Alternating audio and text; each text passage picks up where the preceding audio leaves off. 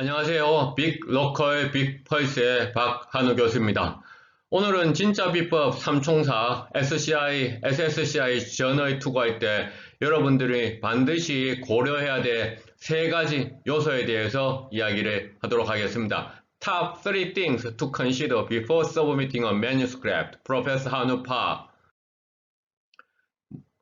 먼저 estimate the size of the journal. 저널의 규모를 가늠하라 라고 얘기했습니다. 저널의 규모를 가늠하라 라고 얘기했는데 estimate the size of the journal. 정말 it's difficult. It's very difficult. How?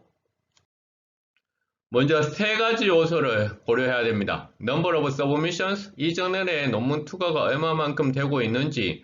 두 번째, 이 저널의 acceptance rate. acceptance rate라고 하는 얘기는 얼마만큼 많은 논문을 게재를 하고 얼마만큼 많은 논문을 rejection, 탈락시키는지 알아야 됩니다.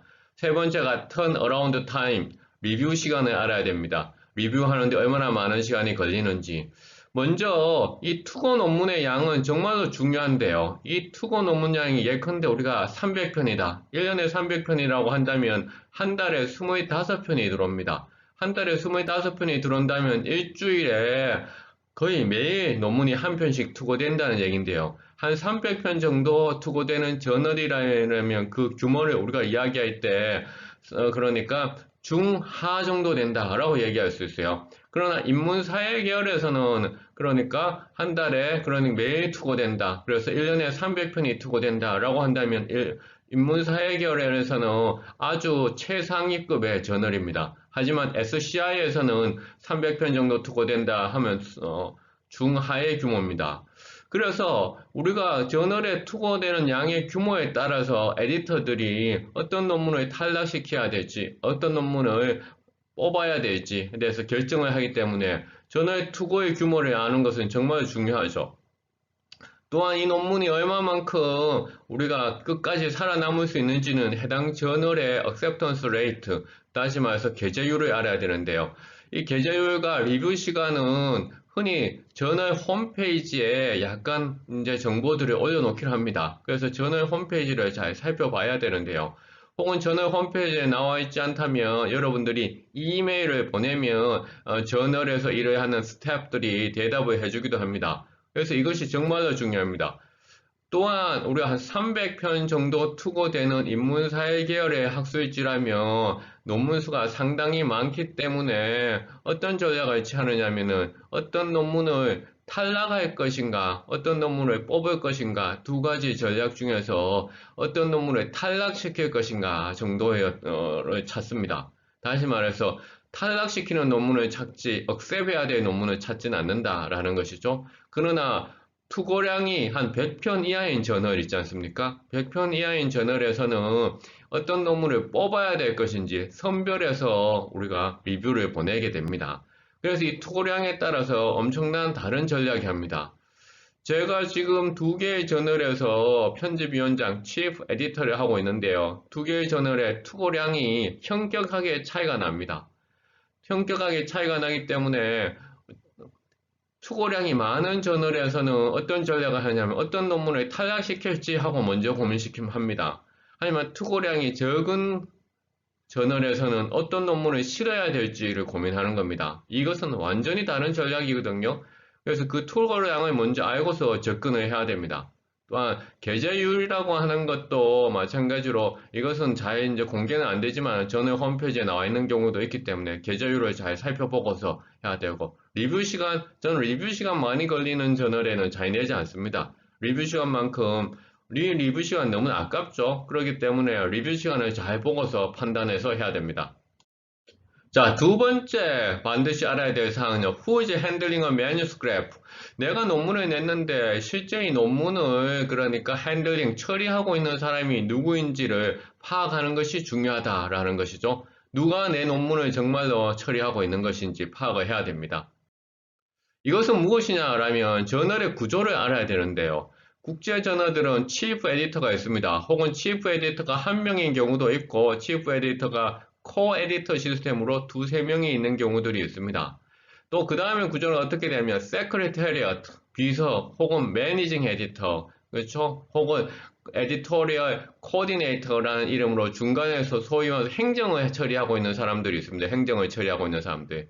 그 다음에 또 하나의 구조는 어소시에이트 에디터들이 있습니다. 어소시에이트 에디터. 그럼 이 여기에서 내 논문에 제출되었을 때 누가 주로 처리하느냐? 다시 말해가지고 어떤 저널에서는 치프 에디터가 이 논문을 내가 리뷰를 보낼 것인가, 리뷰를 보내지 않을 것인가, 데스크 리젝을 할 것인가, 데스크 리젝을 하지 않고 엑스터널 리뷰를 보낼 것인가를 결정을 먼저 한 다음에 누구한테 보냅니까? 바로 어소시에이트 에디터한테 이 논문을 핸들링해라. 이 논문의 리뷰어를 찾고 이 논문의 리뷰 결과에 바탕을 해서 프리리미너리 디시전 먼저 그렇죠 결정을 한번 내려서 나한테 알려달라라고 하면 이 치프 에디터가 이 어소시에이트 에디터의 결정을 뭡니까 크게 반대하지는 않습니다. 또한 어떤 저널에서는 어소시에이트 에디터가 없고 이 세크리테리어트 혹은 매니징 에디터, 코디네이터가 있는데요. 이 사람들이 정말 중요합니다. 이 사람들은 앞서 얘기했듯이 치프 에디터를 대신을 해서 리뷰어를 찾고 또한 그 다음에 리뷰 결과를 바탕으로 해서 어소시에이트 에디터가 하는 프리리미너리 디시전을 만들어서 치프 에디터한테 보고를 합니다. 그럼 이 치프 에디터가 이것을 보고서 결정을 내리기 때문에 정말로 중요한 그러니까 행정적인 일을 처리하는 사람이지만은 이 Secretariat Managing Editorial Coordinator는 정말로 중요한 사람이죠. 그래서 어떤 전에를 가면 치프 에디터가 있어요. 그 다음에 세크리테리어트 매니징 에디터가 있어요. 그 다음에 어소시에이트 에디터가 있어요. 그러면 누가 가장 중요하냐? 당연히 치프 에디터가 가장 중요하죠. 하지만 치프 에디터는 최종 결정을 내리는 데 있어가지고 매니징 에디터하고 어소시에이트 에디터의 결정을 되게 중요시 여깁니다. 이해하시겠죠? 그래서 이 내 논문을 주로 어디에서 누가 핸들링 하는지 이전에서는 그런 시스템을 찾아야 됩니다. 여기에서 어드바이저리 에디토리얼 보드를 좀 보는데 어드바이저리 에디토리얼 보드는 한 수십 명의 사람들이 있지 않습니까? 이분들은 주로 어떤 역할을 하냐면은 심사자, 리뷰어를 추천하거나 혹은 본인들이 리뷰를 한다든가 이런 거지 결정의 권한은 없어요. 그렇죠? 어떤 디시즌 메이커는 아니죠. 그래서 리뷰어를 추천한다든가 본인이 직접 리뷰한다든가 어시스턴트는 어떤 역할을 할까요? 이 논문의 그렇죠 스타일이 잘못됐다든가 그림이 잘못됐다든가 그렇죠 혹은 레퍼런스 포매팅이 잘못됐다 이런 걸 체크하는 사람. 그래서 여기에서는 뭐가 없습니까? 결정권이 없습니다. 그럼 누가 결정권이 있느냐? 어소시에이트 에디터 결정권이 있어요. 세크리테리어트, 매니징 에디터, 코디네이터 결정권이 있어요. 이 결정권의 바탕에서 치프 에디터가 결정합니다.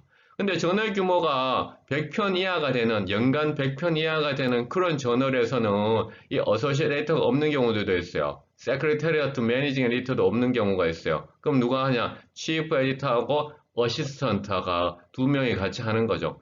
그러면 치프 에디터가 세크리테리어트도 없고 매니징 에디터도 없고 코디네이터도 없고 어소시에이트 에디터도 없으니까 어시스턴트하고 같이 치프 에디터가 또한 결정을 하는 겁니다. 그래서 실제 내 논문이 누가 핸들링 하느냐? 정말로 그래서 중요하다라는 것이죠. 그래서 어소시에이트 에디터가 주로 핸들링하는 그런 저널이라면 어소시에이트 에디터를 누구 만나느냐에 따라서 여러분들의 논문의 운명은 또한 달라질 수가 있습니다. 알겠죠? 또한 매니징 에디터 누구를 만나느냐에 따라서 여러분들의 운명은 달라질 수 있습니다. 자, 마지막 3단계 Understand the Screening Process and Reviewing Method. 우리가 이 리뷰에 대해서 제대로 이해를 못하고 있는 경우들이 많아요. 그래서 국제 저널 리뷰잉 메서드는 우리 국내 저널하고는 많이 다른데요. 리뷰 시스템과 관계에서 가장 큰 오해 가운데 하나가 피어 리뷰하고 브라인드 리뷰를 같은 의미로 받아들인다라는 것이죠. Peer review is not equal to blind review.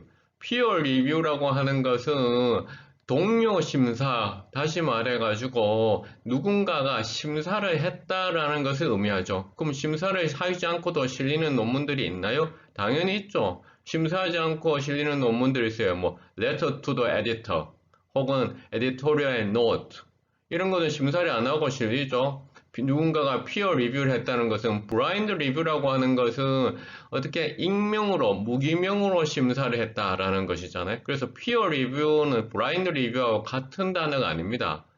그래서 우리도 피어 리뷰를 또한 두 개로 나누죠. 어떻게? 오픈, 개방형 피어 리뷰, 그 다음 클로스드, 그러니까 폐쇄형 피어 리뷰로 나눕니다. 그래서 피어 리뷰를 하지만은 우리가 심사자가 누구인지 저자인지 다 아는 경우가 있죠. 오픈 피어 리뷰, 클로스드도 뭡니까? 클로즈드도 피어 리뷰가 서로 폐쇄된 거나. 근데 이 폐쇄된 피어 리뷰 동료 심사에도 두 가지 유형이 있어요. 싱글 브라인드 리뷰. 싱글 브라인드 리뷰는 한쪽은 다른 상대방을 아는 거예요. 예컨대 심사자는 저자의 투고 정보를 아는 겁니다. 그렇죠. 싱글 브라인드 리뷰. 많은 저널들이 싱글 브라인드 리뷰를 하고 있습니다. 유명한 저널들도요. 그래서 내가 심사를 하기 위해 가지고 심사 요청을 딱 보면 투고자가 누구인지 나와 있는 경우들이 많아요. 그래서 그 싱글 브라인드 리뷰 하죠. 그 다음에 더블 브라인드 리뷰는 심사자도 투고자가 누구인지 모르는 경우가 더블 브라인드 리뷰예요. 그래서 우리가 피어 리뷰는 브라인드 리뷰하고 같은 말은 아니고, 또한 브라인드 리뷰는 항상 더블 브라인드 리뷰이지는 않다. 싱글 브라인드 리뷰도 많다라는 것이죠. 그러면 싱글 브라인드 리뷰를 하면 심사자가 투고자가 누구인지 아니까 소위 말해서 바이어스, 편견이라든가 편향성이 작용할 수 있을까라고 이야기하죠. 그것은 yes and no입니다. 더블 브라인드 리뷰에서도 바이어스가 있을 수 있고 싱글 브라인드 리뷰에서도 바이어스가 있을 수 있는 거니까 장점과 단점은 다 존재하는 것이죠. 또한 요즘은 뭐 어떻게 합니까? 논문이 퍼블리케이션 되고 나서 사후에 리뷰어가 누구인지 어떻게 디스클로저 발표하는 경우들이 있죠. 그래서 사후에 발표하는 경우에도 이번 호에 어떠한 심사자들이 참여했습니다 라고 발표하는 경우도 있지만은 심사자가 어떤 논문에 했는지 구체적으로 밝히는 경우도 있고 그 심사자가 리뷰하는 그 리뷰 코멘트를 또한 공개적으로 밝히는 경우들도 있습니다. 그럼 여러분들은 이 해당 저널에서 어떤 사람들이 리뷰를 하고 있는지를 알게 되고 그 해당 저널에서 어떤 리뷰들을 하는지를 알게 되면 그 심사자들의 논문들을 좀 더 잘 열심히 읽고 심사자의 스타일, 성향들을 좀 파악하는 것이 중요하겠죠.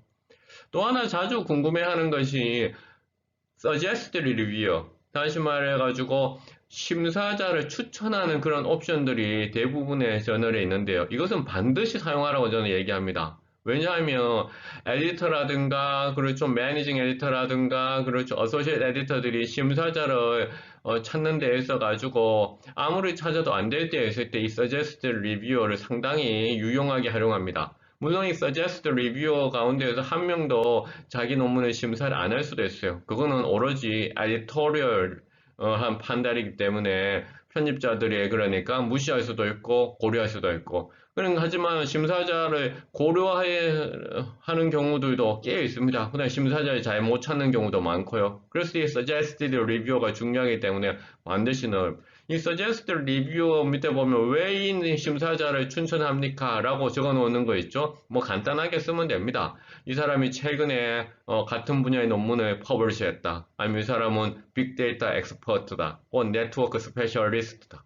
이 사람은 서베이 연구에 그렇죠? 아주 구루다, 전문가이다 라고 얘기하든가. 그래서 peer review가 not equal to the blind review 였습니다.